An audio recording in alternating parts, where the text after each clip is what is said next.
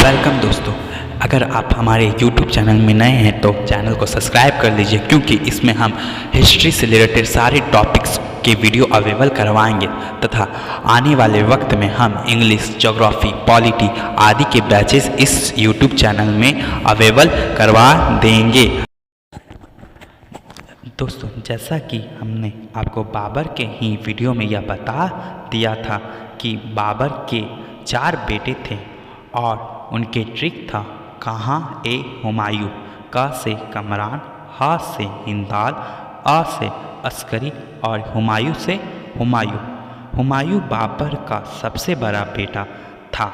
बाबर ने अपने समय हुमायूं को अपना उत्तराधिकारी बना दिया था। हुमायूं मुगल साम्राज्य का एकमात्र शासक था जो अपने साम्राज्य का बंटवारा 4 भाइयों में कर दिया था। 26 दिसंबर 1530 में बाबर के मृत्यु के बाद हुमायूं दिल्ली के राजगद्दी में बैठा। हुमायूं का राज्याभिषेक 1530 में करवाया गया। हुमायूं के शासक बनते ही उनके सामने मुख्य चुनौती आ गई। पहला, धन का कमी; दूसरा, राजपूतों का विद्रोह; तीसरा, अफगान पुनः उदय हो चुके थे। बाबर के साथ पानीपत का प्रथम युद्ध हुमायूं के जीवन का प्रथम युद्ध था। चित्तौड़ की रानी कर्णावती ने गुजरात के शासक बहादुर शाह के अत्याचार से बचने के लिए हुमायूं से मदद मांगी और भेंट स्वरूप राखी भेजी। हुमायूं कर्णावती की रक्षा के लिए सेना लेकर गए, किंतु कालिंजर के राजा राजा प्रताप रूप देव हुमायूं से युद्ध हो गया और हुमायूं देर से पहुंचा, जिससे कर्णावती ने जोहर कर ली। 1531 में हुमायूं ने गुजरात के शासक को कालिंजर अभियान में पराजित किया, जो हुमायूं के शासक बनने के बाद प्रथम युद्ध था। 1532 में हुमायूं ने दोहरी का अभियान किया। 1538 में हुमायूं ने बंगाल को जीता और उसका नाम जानताबाद कर दिया।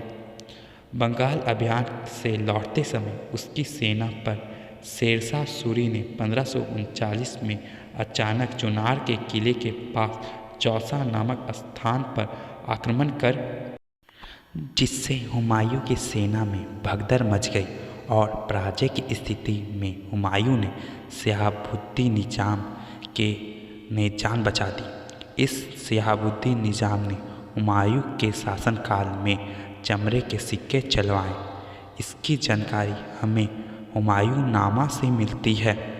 हुमायूं नामा की रचना हुमायूं की बहन गुलबदन बेगम ने की, जो मुगल काल की एकमात्र पुस्तक है जिसकी रचना एक महिला ने की है। 1540 में शेरशाह सूरी ने बेलग्राम के युद्ध में हुमायूं को पराजित कर दिया और उसे भारत छोड़ने के लिए विवश कर दिया। शेरशाह सूरी ने खुद को दिल्ली का शासक घोषित कर लिया। भारत के निकलने से पहले उसने अपनी गर्भवती पत्नी हमीदा बानो बेगम को अमरकोट के राजा वीरसाल के दरबार में छोड़कर चला गया। 15 अक्टूबर 1524 में अमरकोट के राजा वीरसाल में अकबर का जन्म हुआ। 1545 में शेरशाह सूरी की मृत्यु हो गई और उसके बाद सूरी वंश में कोई बड़ा शासक नहीं हुआ। 1545 में हुमायूं ने ईरान के शासक की सहायता से काबुल और कंधार पर कब्जा किया। 1553 में शेर इस्लाम शाह की मृत्यु के बाद अफगान सेना अपघटित हो गई और इसी अवसर का लाभ उठाकर हुमायूं ने दिल्ली पर आक्रमण करने के बारे में सोच लिया। 1555 में लुधियाना के पास मछीवाड़ा के युद्ध में हुमायूं ने अफगान सरदार हैबत खां और तैतार खां को पराजित करके पंजाब पर अधिकार कर लिया। 1555 में ही सरहिंद के युद्ध में हुमायूं ने सेनापति बैरम खान ने अफगान सेनापति सिकंदर शाह को पराजित करके दिल्ली पर अधिकार कर लिया और हुमायूं फिर से दिल्ली के तख्त पर विराजमान हो गया। हुमायूं ने दिल्ली में 3 पनाह नामक पुस्तकालय बनवाया, जिसके सीढ़ियों से गिरकर हुमायूं की मृत्यु हो गई। हुमायूं दोस्ती पर विश्वास करता था। हुमायूं के दरबार में 2 चित्रकार थे, मीर सैयद अली और दूसरा अब्दुल समाद। लेनपुल ने लिखा कि हुमायूं जीवन भर लड़खड़ाता रहा और लड़खड़ाते हुए मर गया। हुमायूं का मकबरा दिल्ली में है, जिसके वास्तुकार मिर्ज़ा ग़ियास बेग था। हुमायूं की पत्नी ने बेगम ने बनवाए। अगर दोस्तों यह वीडियो आपको पसंद आया है तो लाइक करें, शेयर करें, कमेंट करें और हमें फीडबैक दें कि यह वीडियो आपके लिए यूज़फुल है या नहीं, कि और इसमें सुधार करने की आवश्यकता है।